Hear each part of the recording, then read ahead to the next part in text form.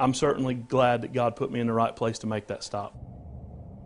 That upstate traffic stop, officers say, thwarted a human trafficking involving a 13-year-old girl. Welford police saying it happened right off I-85 near the 67-mile marker. A suspect is now in custody. Our affiliate in Raleigh reporting that he caused parents a lot of panic when he handed out flyers recruiting teens to work for a nonprofit. 7 News reporter Nikel Smith here to tell us everything that happened in this case. Nikel. Well, Amy and Gordon, Welford police say it's hard to imagine what could have happened to that 13-year-old girl if the police officer here didn't notice something was wrong during that traffic stop. I just watched his nervous behavior.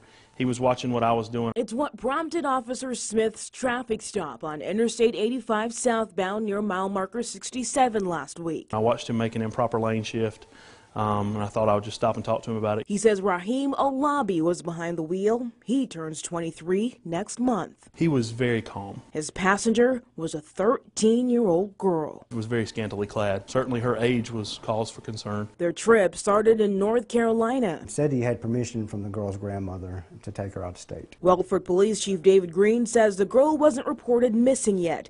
Investigators say Olabi is from Charlotte and picked up the girl in Raleigh, headed to San Antonio after talking on social media. He did admit that, he was coming at first from Charlotte to Atlanta and then on down to Texas. Being, of course, everything we've been taught with the human trafficking, that is a telltale sign that, of somebody transporting, especially a young female, from different places for the purpose of sexual activity. Chief Green says the girl stuck to that story at first. After some interviewing, she did break down and said that she was a runaway and that she had left her home to travel with this male to Texas, but she was unaware of some of the other stops in between. Olabi is in the Spartanburg County Detention Center charged with contributing to the delinquency of a minor as well as some traffic offenses. This warrant from the Raleigh Police Department shows that agency has also charged him with kidnapping and statutory rape of a child. Something as simple as a minor traffic stop turned into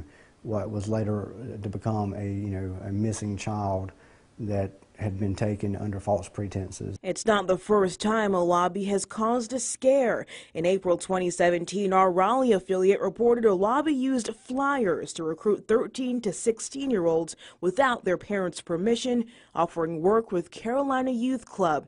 The director says their nonprofit is legitimate, but they fired Olabi last year. We've gotten numerous complaints and inquiries about Mr. Olabi out there operating in our name.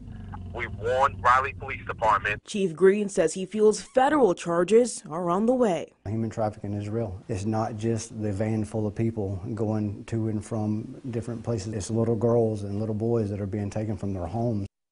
And the chief says the Department of Homeland Security is now investigating, and that's where the federal charges would come from, Gordon. This girl, where is she now? Well, she's back with her family at this point. And you mentioned there were these red flags in the past at this nonprofit. Is there any evidence that there was anything criminal happening in those cases, or was just parents were weirded out? Right. It seemed like parents were just scared that it was some sort of a scam when they started seeing the flyers go around in the Raleigh area. But our affiliate there checked it out and talked with the director, and they have all their licensing and all their paperwork and everything's legitimate. But the director says that even after they fired Olabi, he's been going around still using that information from that same nonprofit. Well, something was raising a red flag for sure. Nikel Smith, thank you.